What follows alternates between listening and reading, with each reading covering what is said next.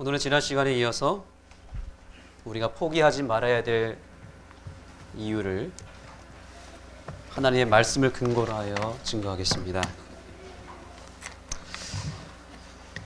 우리가 매사에 또 특별히 내 삶의 구원과 내 인생의 여러 가지 국면에서 포기하지 말아야 되는 이유가 무엇일까요? 우리가 꿈을 포기하지 말고 우리의 신앙을 포기하지 말아야 되는 이유가 무엇일까요? 지난 시간에 이어서 말씀드리자면 하나님께서 우리를 택하셨기 때문이라고 바울은 말하고 있습니다. 자, 이 말씀 오늘 본문의 말씀이죠. 다 같이 읽어보겠습니다. 시작. 그런즉 이와 같이 이제도 은혜로 택하심을 따라 남은 자가 있느니라. 아멘. 은혜로 택하셨다는 것입니다. 그래서 무엇이 있다고 말하고 있어요? 남은 자가 있다라고 말합니다. 성경에 전체적으로 흐르는 사상이 하나 있는데 그것은 남은 자 사상입니다. 하나님께서는 노아 시대 때도 모두가 타락을 했지만 누구를 남겨뒀습니까? 노아를 남겨뒀습니다. 우리가 나무를 치게 되면 나무 밑둥을 쳐도 무엇이 남아있어요? 그루터기가 남아있다는 거죠. 이스라엘 백성들이 다 타락을 했지만 우리가 어제 저녁에도 배웠지만 사사시대 때 누가 남아있었습니까? 나오미와 룻이 남아있었습니다. 이 마지막 때에도 하나님께서는 이 어두운 시대를 구원하고 하나님의 재림을 맞이할 수 있도록 누구를 택했다고 말하고 있습니까? 하나님의 남은 자손을 택했다고 말하고 있습니다. 우리 재림교회는 스스로 하나님 말씀의 근거로 하여 우리가 바로 남은 자손이다라고 믿는 백성이지 않습니까? 그런데 남은 자가 되었을 때에 그 근거는 어디서 왔다고 말하고 있냐면 은혜로 택하심을 받았다라고 말하고 있습니다. 이 은혜라는 단어는 구약 성경 헤세드라고 하는 용어에서 유래된 것입니다. 헤세드는 인자하심 혹은 인자한 하나님의 사랑 이렇게 번역이 되어 있고요. 그것이 인자한 사랑이 신약으로 넘어와서 은혜라고 번역이 되었습니다. 근데 그 뜻이 뭐냐면 이것입니다. 이유와 조건을 따지지 아니하고 무조건적으로 주시는 사랑을 인자한 사랑이라고 말하고 헤세드 사랑이라고 말합니다. 그냥 사랑이 아니라 어떤 사랑이라고요? 이유와 조건이 있다 없다? 예, 전혀 없이 무조건적으로 주는 사랑을 가리켜서 헤세드 사랑이다라고 말하고 그것이 지금 여기 기록된 은혜로 택하심을 받았다 이렇게 표현된 것입니다. 저는 초등학교 때 기억에 남는 선생님이 있습니다. 초등학교 2학년 때 제주도에서 작은 학교를 다녔습니다. 유독 저를 무척 좋아해 주셨던 선생님이 계셨어요. 저의 담임 선생님도 아니었습니다. 그런데 어느 날 선생님이 복도에서 저를 보더니 잠깐 와보라고 합니다. 근데 제 머리를 쓰다마 주시면서 아낌없는 칭찬을 주시고 항상 만나면 저를 환하게 웃으면서 대해 주셨습니다. 그리고 너는 앞으로 크면 정말 훌륭한 사람이 될 거야. 예, 모든 학생한테 다 그런 줄 알았는데 유독 저한테만 그렇게 해주시더라고요. 그게 제 착각이었는지 모르겠지만 그 선생님을 볼 때마다 제가 마음에 감동이 있었습니다. 저 선생님 왜 담임 선생님도 아닌데 왜 나한테 잘해 주실까? 이유를 모르겠어요. 지금도. 또 군대를 갔을 때에도 한 상관이 그 당시 부사관 상사였습니다. 저랑 같은 부대가 아니에요. 그 큰 부대 안에 저희 중대가 아니라 다른 부대 간부셨는데 그 당시 저희 아버지가 거주했던 곳이 상주였습니다. 경상도 상주. 근데 저희 아버지 그 당시 좀 아프셨기 때문에 이 부대에 보고가 됐습니다. 박성원 이병의 아버지가 아픈데 이분이 상주에 사신다. 그러니까 좀 잘 챙겨라 라는 상부의 지시가 있었는데 그 중에서 상주 출신 간부가 있었던 겁니다. 그러니까 제가 사는 곳도 상주가 아니고 그저 저희 아버지가 상주에 산다는 이유 때문에 그 상주가 고향인 그 상사가 저에게 얼마나 잘해주는지 저를 따로 불러서 맛있는 것도 사주시고 상담을 끊임없이 해주면서 너가 이 군 생활하는 동안 어려운 일이 있으면 나한테 항상 와라. 고향 사람이라고 하는 이유 하나 때문에 저를 얼마나 이뻐해 줬는지 모릅니다. 도와줄 일이 있으면 내가 무조건 도와줄 테니까 부담 없이 요청해라. 그래서 그분이 제가 전역할 때까지 끝까지 저에게 지지를 해주고 제가 안식일 교인이고 재림군인이라는 것을 알고 계셨습니다. 제가 예배 드리는 일에 어려움이 생길 때 그분이 또 상담도 해주시고 뒤에서 많이 도와주셨습니다. 무조건 도와주고 싶은 마음, 바로 이 마음이죠. 하나님께서 우리를 사랑하실 때 어떻게 사랑하시냐면 바로 이렇게 사랑하시는 겁니다. 조건이 없는 것입니다. 이유와 조건을 우리는 잘 몰라요. 그런데 하나님께서는 무조건적으로 우리를 점 찍어 두셨고 필요한 게 무엇이냐고 물어보시고 언제든지 나에게 찾아와서 도움을 구하라고 말씀하고 계신다는 사실입니다. 하나님은 나를 뭐 해주셨다? 점 찍어 두셨다. 우리 옆 사람에게 알려주시기 바랍니다. 하나님이 당신을 점 찍어 두셨습니다. 이렇게 축복하시기 바랍니다. 우리 옆 사람과 인사를 해주세요. 하나님이 당신을 점 찍어 두셨습니다. 하나님은 당신에게 완전히 빠지셨습니다. 이게 무슨 사랑이라고요? 이게 헤세드 사랑입니다. 하나님이 이유와 조건을 두지 않고 나를 그저 점 찍어 두셨기 때문에 그저 하나님 눈에 내가 그저 이뻐 보이기 때문에 그저 뭘 해도 예뻐 보이고 가엽게 보이기 때문에 무조건적으로 사랑을 주시고 은혜를 주시고 도와주시는 그 일방적인 사랑, 그 일방적인 사랑이 바로 여기 기록된 은혜로 택하심을 따라 남은 자가 되었다라는 표현입니다.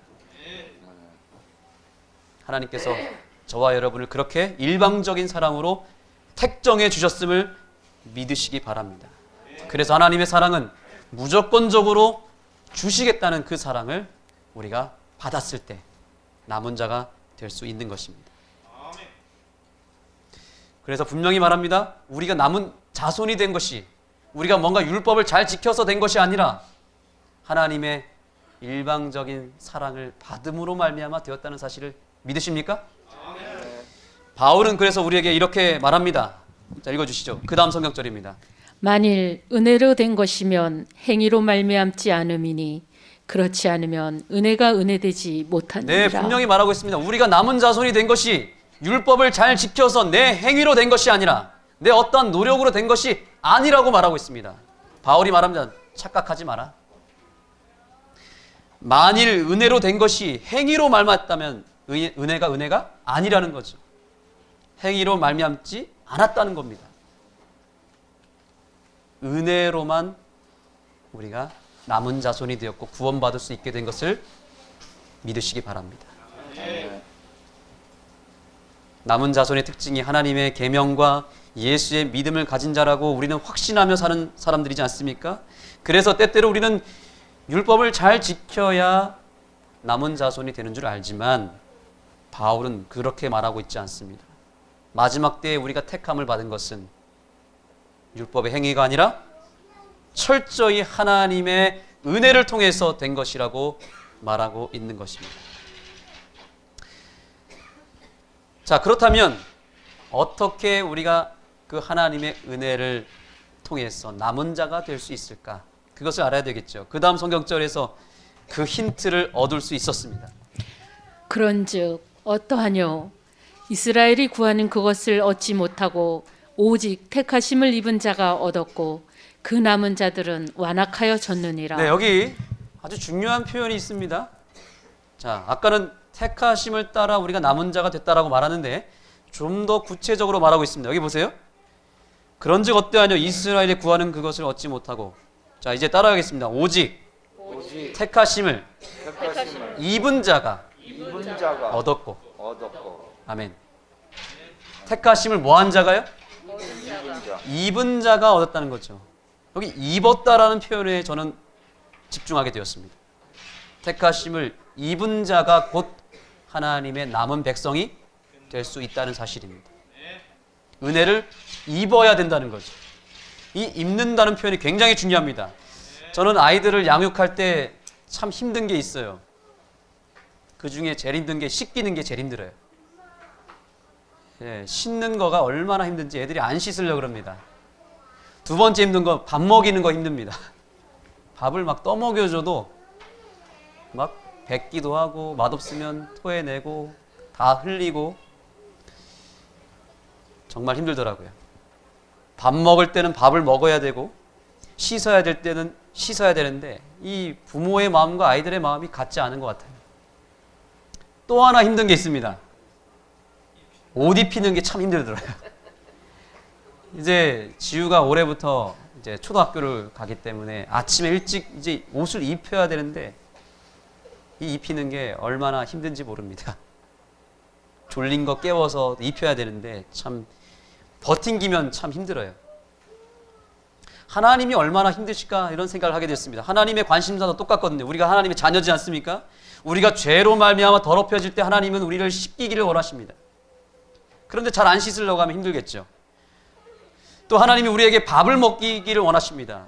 그래서 특별히 하나님의 말씀의 양식을 먹이려고 하는데 이거를 잘 받아 먹지 못하고 소화하지 못할 때 하나님이 힘들어 하시겠죠. 오늘 말씀을 보니까 하나님은 우리를 뭐 하기를 원하십니까? 우리에게 구원의 옷을 입혀주시기를 원하신다는 겁니다. 그런데 입혀주고자 할 때 두 부류로 나눠지게 되어 있습니다. 두 부류에 따라서 두 종류의 남은 자가 생깁니다. 그것은 뭐냐면 하나님이 옷 입혀주려고 할 때 이것을 내가 입으면 잘 입혀주실 때 받아 입으면 구원에 이르는 남은 자가 될 수 있고요. 여기 또 다른 남은 자가 있다고 말하죠. 그 다음 뭐예요? 그 남은 자들은 뭐 해졌대요? 완악하여졌느니라. 여기 구분을 잘해야 됩니다. 글씨는 남은 자라고 되어 있지만 처음에 말한 남은 자와 이 남은 자는 다른 거예요. 마지막 때의 남은 자손은 두 종류로 생길 겁니다. 하나님의 입혀주시는 은혜를 잘 입어서 구원받을 남은 자가 있고요. 그것을 끝까지 버팅기고 거절함으로 말미암아 멸망에 준비된 남은 자가 있다는 사실입니다. 버팅기는 사람은 스스로 완악한 자가 되는 것입니다. 결코 완악한 남은 자가 되지 않게 되기를 간절히 소망합니다. 아멘.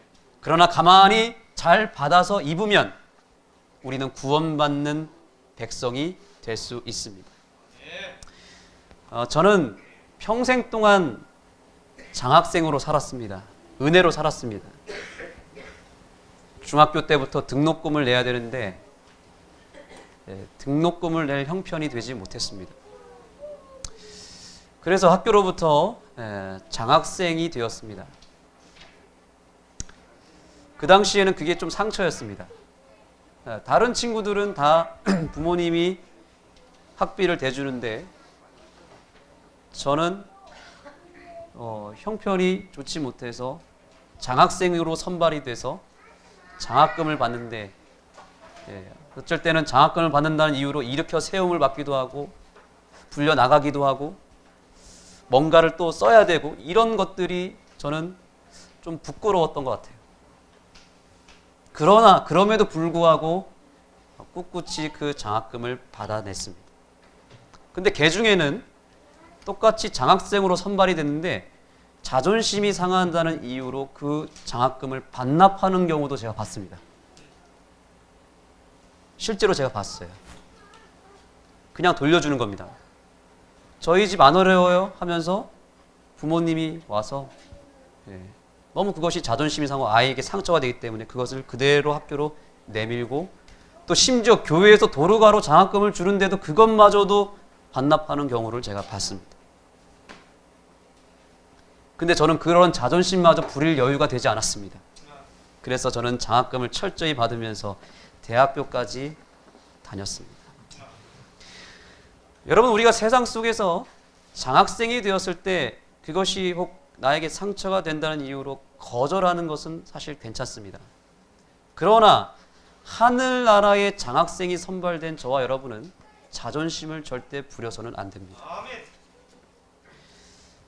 지금 저와 여러분이 하늘나라의 장학생이 되었다라고 바울은 선포하고 있는 것입니다.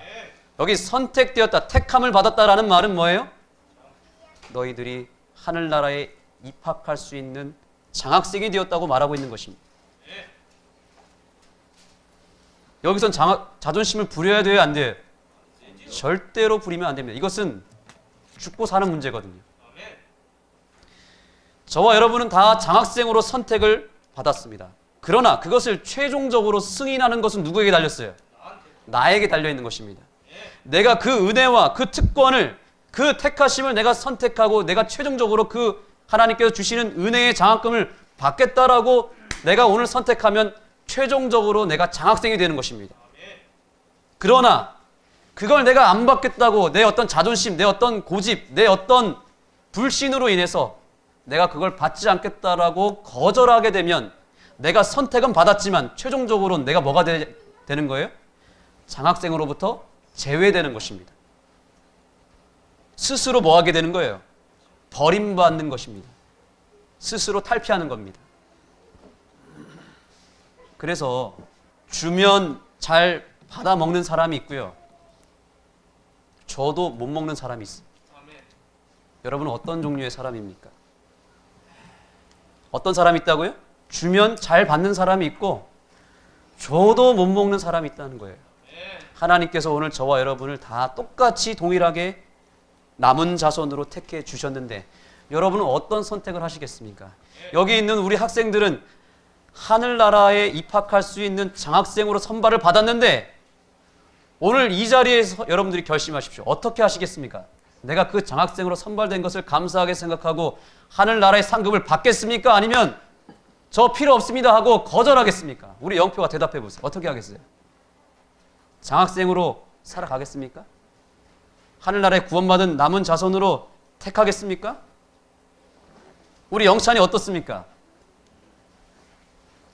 영찬이 그동안 버팅겼어요, 사실. 그렇죠? 전 필요 없어요. 버팅겼는데 제가 오늘 영찬에게 호소합니다. 우리 영찬 학생이 하나님께서 값없이 주시는 이 은혜와 구원과 이 영생을, 이 하늘나라에 들어갈 수 있는 특권을 그냥 믿음으로 받았으면 좋겠습니다. 고개를 끄덕였습니다. 받기로 결심한 거 맞습니까? 네. 감격스럽습니다. 거절하지만 않으면 우리는 구원받을 수 있다는 사실이에요. 포기하지만 않으면 우리 구원받을 수 있어요. 내 자신에 대해서 포기하지만 않으면 하나님께서 오늘 나에게 이미 베풀어 주신, 입혀 주시는 그 은혜를 내가 거절하지만 않으면 우리는 확실하게 구원받을 성도로 선택받을 수 있다는 사실을 믿으시기 바랍니다. 그러므로 오늘 결심해야 됩니다. 내가 하나님이 오늘 주시고자 하는 그 값없는 은혜를 받기로 오늘 결심하고 그것을 받으면 남은 자가 될 수 있습니다. 하나님이 주시는 그 사랑과 그 입혀주시는 은혜를 내가 오늘 이 안식일에 입으면 남은 자가 될 수 있다고요.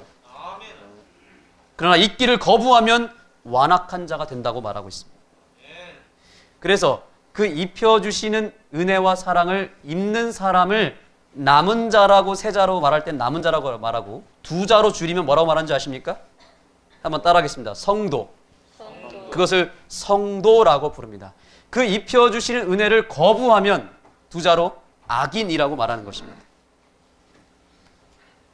그래서 우리가 로마서 처음 배웠을 때 기억나시는지 모르겠습니다. 제가 이 얘기를 했습니다. 1장 7절에 이 말이 있습니다. 로마에 있어 하나님의 사랑하심을 입고 성도로 부르심을 입은 모든 자에게 하나님 우리 아버지와 주 예수 그리스도로 쫓아 은혜와 평강이 있기를 원하노라. 네, 보세요. 하나님의 사랑하심을 뭐하고요? 뭐라고 써있습니까 여기? 입고. 사랑하심을 뭐하라고요? 입으라고요. 입으면 무엇으로 부름을 받는 거예요? 성도라고 하는 칭송을 받게 되고 성도로 부르심을 자동적으로 받게 된다는 것입니다. 하나님의 사랑을 입기로 내가 결심하고 그 사랑을 받기를 원하면 성도가 되는 거예요. 오늘 영찬이와 영표와 기환이가 오늘 결심한 것입니다. 내가 성도가 되겠다. 장학생이 된 것입니다. 우리가 죽으면 우리 무덤의 돌비에는 뭐 목사 박성원, 뭐 장로 누구누구, 집사 누구, 그죠? 이렇게 새기게 되겠지만 하나님이 재림하실 때는 그 돌비에 새겨진 호칭을 보지 않는다는 사실이에요. 한 가지만 보십니다. 뭘 보실까요? 그 사람이 성도인가 아닌가만 보는 거예요. 성도라고 하는 이 호칭은 직분이 아니에요. 이것은 구원받을 것이냐 말 것이냐를 결정하는 호칭입니다. 성도이십니까? 성도가 되셨습니까? 저는 그래서 혹시 이 땅에서 죽을 때 돌비에다가 목사라고 쓰지 말라고 할 겁니다.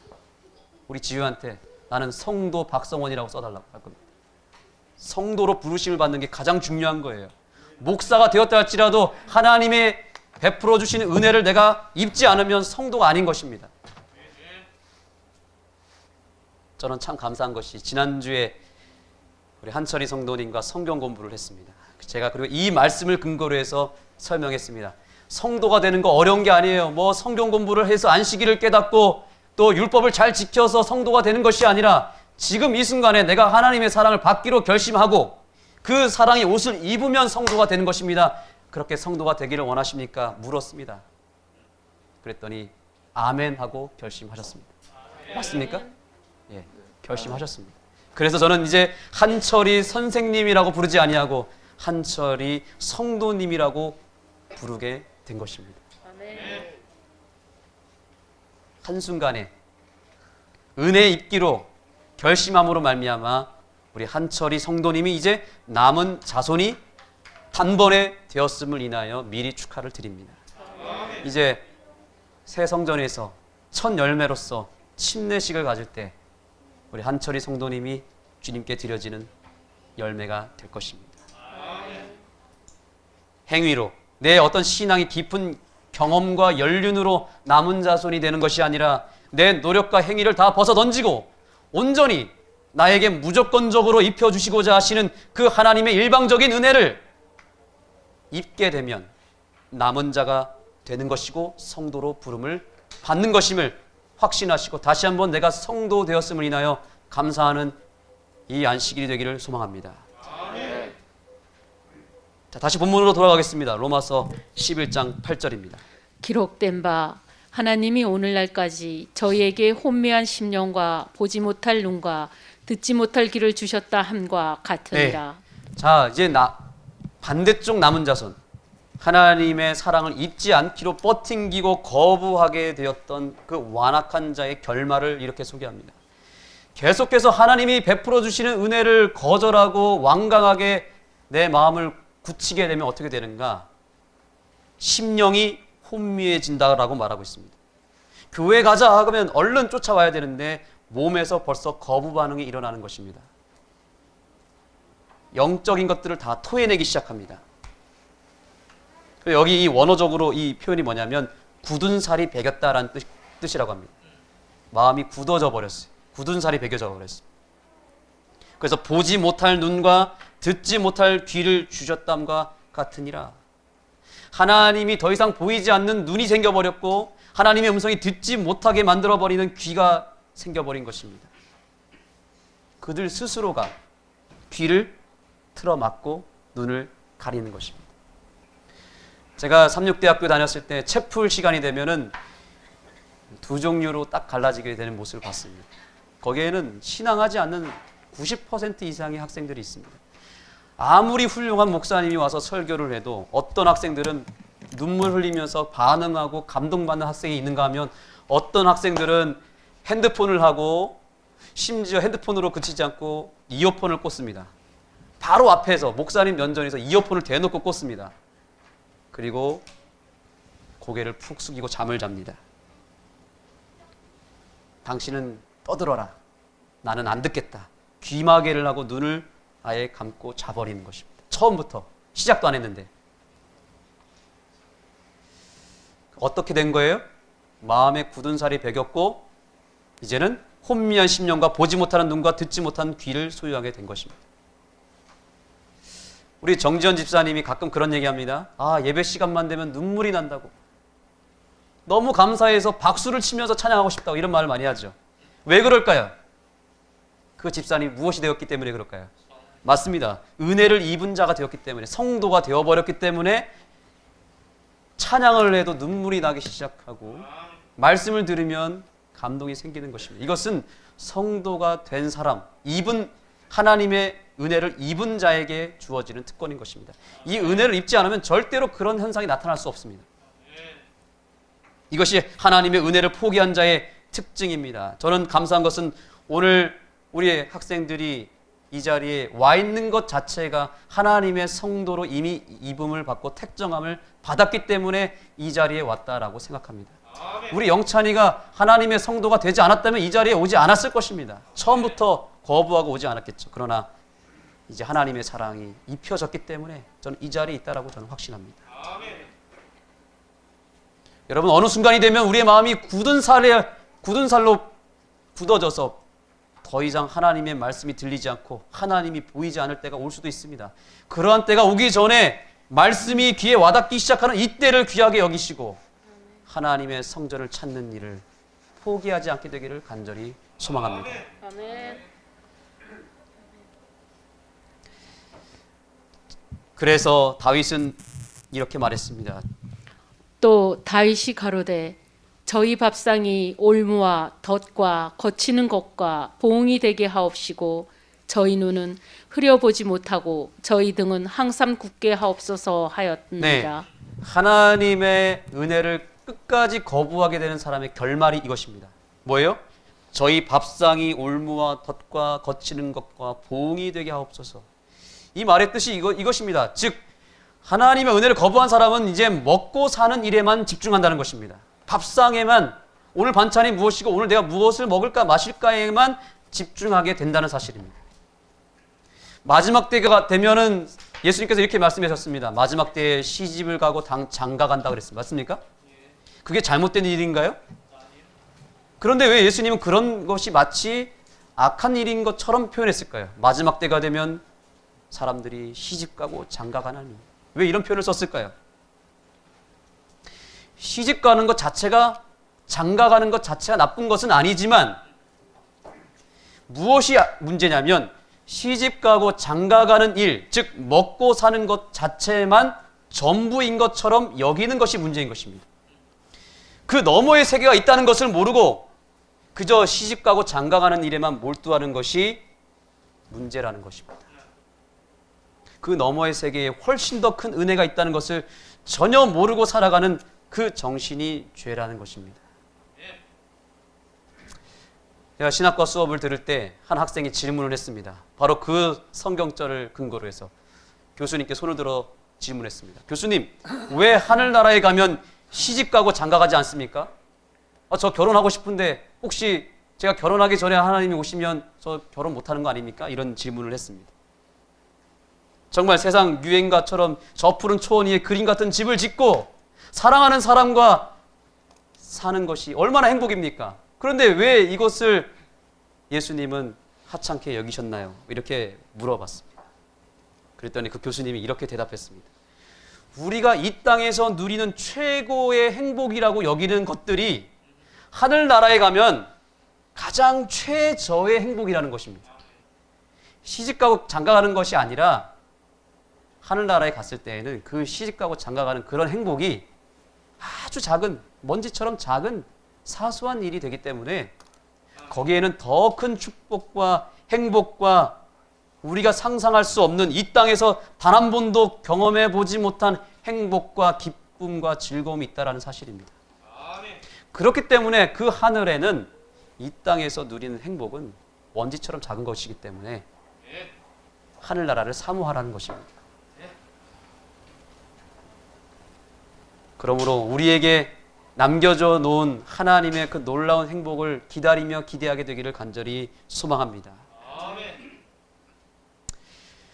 이제 바울은 우리가 절대로 포기하지 말아야 될 마지막 이유를 설명하고 있습니다.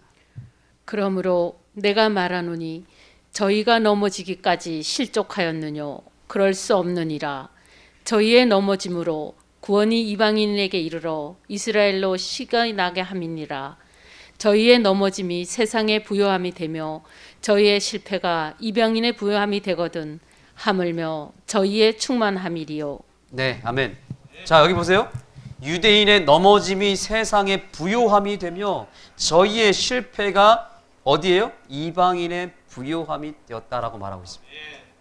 유대인들이 실패했습니다. 예수님을 거부함으로 말미암아 실패했지만 그러한 그들의 실패와 그들의 넘어짐으로 말미암아 오히려 이방인들에게 구원의 길이 열렸다는 것입니다. 자, 우리가 포기하지 말아야 될 이유가 여기 있습니다. 그 이유는 무엇인가? 하나님은 우리의 실패마저도 사용하시는 분이기 때문에 그렇습니다.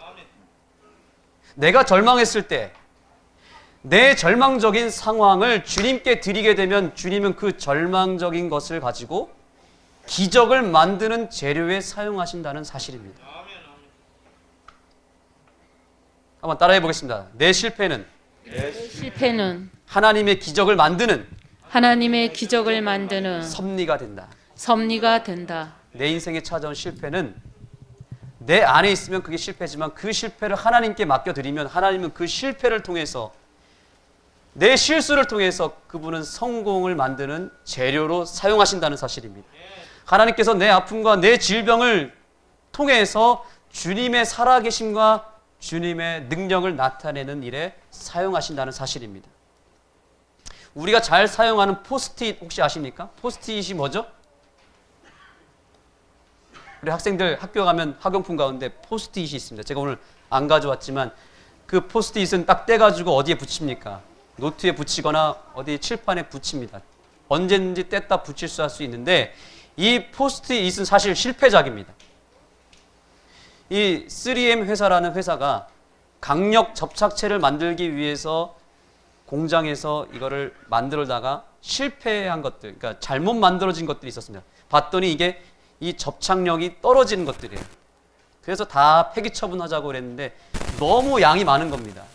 이 테이프 있지. 근데 그 중에서 한 직원이 아이디어를 생각한 것입니다. 이거 잘만 쓰면 좋은 일에 쓸 수 있다. 어디다 쓰다 보니까 자기가 교회 나갈 때 성경을 펼칠 때 여기다가 책갈피를 넣는데 책갈피가 항상 쏟아지는 것입니다. 그런데 이 테이프를 딱 뜯어가지고 붙였다 뗐다 하니까 이게 거기다 메모도 할 수 있고 설교 듣다가 거기다가 메모를 하고 딱 붙이니까 이게 떨어지지 않는 거예요. 그러나 붙었다고 해서 이게 완전히 달라붙는 게 아니라 필요할 때는 딴 데다 떼서 붙일 수 있는 좋은 메모지가 돼버린 것입니다. 그래서 그 한 직원의 아이디어를 통해서 정말 폐기 처분할 뻔했던 그 불량 스티커들을 다 모아가지고 팔기 시작하는데 이게 팔리기 시작하는 거예요. 그래서 탄생한 것이 오늘날 우리가 유용하게 쓰고 있는 포스트잇이라고 하는 것입니다. 실패작이 더 큰 성공을 만들어낸 것입니다. 우리 시리얼 중에 최고의 시리얼 뭐라고 부르고 있죠? 제일 맛있는 시리얼, 전 세계적으로 사랑받는 시리얼, 켈로그 시리얼 아십니까? 켈로그 콘프라이트. 사실 이 켈로그라고 하는 것은 한 사람의 이름입니다. 1900년대 초에 우리 재림교회, 미국에 있는 안식일 재림교회에 켈로그라고 하는 박사가 있었습니다. 근데 이 박사가 배틀크릭이라고 하는 요양병원의 원장으로 있었습니다. 그런데 이 켈로그 박사가 항상 고민했던 것은 어떻게 하면 이 환자들에게 채식 건강 음식을 먹일 수 있을까 고민을 하다가 뭔가 건강 음식을 만들기 위해서 기계를 사들여가지고 기계에다가 이제 뭔가 반죽을 해서 밀과 옥수수와 이런 견과류를 반죽을 해서 뭐 떡, 뭐 빵도 굽고 쿠키를 굽고 뭐 이렇게 하면서 하다가 어느 날 사고가 나버린 것입니다. 홀라당 다 태워버린 거예요. 그래서 반죽기가 뭔가 고장이 나면서 이걸 다 태워 먹어버린 것입니다. 그래가지고 절망 중에 있는데 거기에 이 기계 옆에 떨어져 있는 파편들이 있었어요. 그 반죽에서 떨어져 나온 그 타버린 그 파편이 있어 버렸는데 그것들을 이렇게 모아가지고 이제 쓰레기통에 담는데 혹시나 해서 맛을 딱 봤는데 맛이 고소한 거예요. 그래가지고 이거 괜찮겠다 해가지고 만든 게 뭐예요? 그게 오늘날의 시리얼이에요. 그래서 이 켈로그 박사가 만든 시리얼이 열풍적으로 인기가 생기면서 그 당시에 켈로그 박사로부터 치료를 받았던 포스트라고 하는 사람이 있습니다. 그 포스트라는 사람이 또 이 켈로그의 그 기술을 배워가지고 또 만든 게 시리얼 회사입니다. 실패가 뭐가 된 것입니까? 실패를 통해서 하나님은 더 큰 성공의 산물을 만들어 내었다는 것입니다. 여러분 지금 어떤 실패를 경험하고 있습니까? 여러분이 경험하고 있는 그 실패는 절대로 실패로 끝나지 않을 것입니다. 반드시 그 실패가 하나님의 손에 들어가게 되면 기적을 만들어내는 재료로 쓰임을 받을 것을 저는 확신합니다. 내 삶에 찾아온 고난과 죄악과 실수와 그 실패가 누군가를 살리는 구원 사업으로 연결된다는 사실을 잊지 마시기 바랍니다. 자, 저는 오늘 이제 말씀을 마치면서 기도의 시간을 갖기를 원합니다. 지금 현재 우크라이나에 큰 전쟁이 임했습니다. 지금 우크라이나 나라에는 700여 교회의 재림교회가 있습니다. 그리고 약 5만에서 6만 명의 재림 성도들이 있습니다. 벌써 지난주 전쟁에서 두 교회가 포탄에 맞아서 교회가 무너졌다고 합니다. 그리고 많은 피난민들이 생겼고요. 이 우크라이나 연합회장님께서 전 세계에 호소했습니다. 구호 물자를 좀 보내달라고요. 저는 확신합니다. 이 전쟁을 통해서 우크라이나는 앞으로 더 부강한 나라가 될 것입니다. 그리고 무엇보다 이 전쟁을 통해서 우크라이나의 복음이 더 확산될 것을 저는 확신합니다. 왜냐하면 하나님은 이 전쟁에 이스라엘인 고통마저도 사용할 수 있는 분이기 때문에 그렇습니다. 사단이 이 전쟁을 일으켰지만 하나님은 이 전쟁을 통해서 이 백성을 반드시 구원해 낼 것입니다. 확신하십니까? 네, 저는 확신합니다. 왜냐하면 우리 대한민국이 이렇게 부강한 나라가 될 수 있었던 그 원천이 어디에 있는가 생각해 보니까 어떤 학자가 말했습니다. 우리나라는 일제 감정기를 이겨내고 6.25 전쟁을 이겨냈기 때문에 이렇게 국민들이 실력이 향상되고 자립심이 생기고 하나님이 도와주셨기 때문에 우리나라가 이렇게 선진국이 되었다라고 말하고 있는 것입니다. 우리가 오늘 할 수 있는 것은 우크라이나를 위해서 기도하는 것입니다. 그들의 그 아픔과 고통을 통해서 하나님께서 더 큰 역전의 발판을 만드시고 기적을 만들어낼 수 있는 은혜를 달라고 기도하셔야 되겠습니다. 또한 두 번째입니다. 이제 다음 주 수요일이면 선거일입니다. 많은 분들이 걱정도 하고 저도 선거일이 다가오니까 걱정이 되어서 예전 같지 않게 기도를 하게 되었습니다. 화요일 날 기도회 때 제가 여기서 기도를 하는데 하나님의 음성을 들었습니다. 너가 나라를 걱정한다고 나라가 더 좋아질 것 같니? 이런 얘기를. 넌 도대체 뭐니? 저는 목사입니다. 그러면 넌 너 일이나 잘해라. 이런 음성이 들렸어요. 그러면서 어떤 음성이 들리냐면 이 나라의 대통령은 내가 세울 것이다. 국민이 뽑는 게 아니다. 국민을 통해서 내가 선택할 것이고 아무리 부족한 사람이 된다 할지라도 나는 그 사람의 그 부족한 면을 통해서라도 나는 역사할 수 있다. 여러분 너무 걱정하지 마십시오. 우리나라는 그렇게 나약한 나라가 아닙니다. 누가 대통령이 되든 하나님은 그 사람을 도구로 사용할 것이고 그 사람의 장점은 극대화시킬 것이고 그 사람의 부족함과 약점은 하나님이 덮어주시고 그걸 통해서라도 하나님은 섭리하시고 이 나라를 부강하게 만들어 주실 것입니다. 그러니 오늘 우리는 무엇을 해야 될까요? 나라를 위해서 기도하셔야 됩니다. 오늘 아침에 저는 엘렌 화이트의 이런 글을 봤습니다. 지상의 모든 통치자들이 행사하는 권력은 다 하늘로부터 받은 것이며 그 성공 여부는 받은 권력의 사용 방법 여하에 따라 좌우된다. 네, 지상의 통치자들이 받은 권력은 이 땅에서 받은 것이 아니라 누구로부터 받은 것이라고요? 하나님께서 하늘로부터 부여한 권력이기 때문에 우리 사람들이 어떻게 할 게 아니라는 거죠. 문제는 그 성공 여부는 그 받은 권력을 잘 사용하느냐 마느냐에 따라서 그들이 스스로 심판을 받을 수도 있고 복을 받을 수도 있는 것입니다. 그렇기 때문에 오늘 우리는 이렇게 기도해야 됩니다. 첫 번째, 하늘로부터 받은 권력을 잘 사용할 수 있는 대통령이 세워질 수 있도록 오늘 간구하시기 바랍니다. 두 번째, 우리 우크라이나에 터진 이 전쟁을 속히 종결시켜 주시고 하나님의 복음이 그 나라에 속히 들어가서 모든 무너진 것들을 다시 회복시켜 달라는 간구를 주님께 드리겠습니다. 여러분, 이 세상을 다스리는 진정한 왕은 누구십니까? 대통령도 아닙니다. 지회장도 아닙니다. 교황도 아닙니다. 그 가장 큰 위에 누가 계십니까? 하나님이 왕으로 계십니다. 그분이 우리의 왕이시고 이 나라의 대통령, 그분의 쓰이는 도구에 불과하다는 사실을 인정하십니까? 그렇다면 그 왕을 오늘 우리가 모셨으면 좋겠습니다. 왕이신 나의 하나님 먼저 찬양하겠습니다.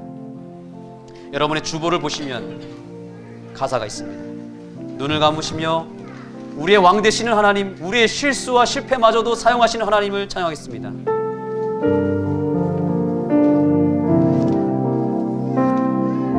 찬양합니다. 왕이신 나의 하나님. 왕이신 나의 하나님, 내가 주를 높이고 영원히 주의 이름을 송축합니다. 영원히 주의 이름을 송축하리라. 한 번 더 찬양합니다. 왕이신 나의 하나님. 왕이신 나의 하나님, 내가 주를 높이고 영원히 주의 이름을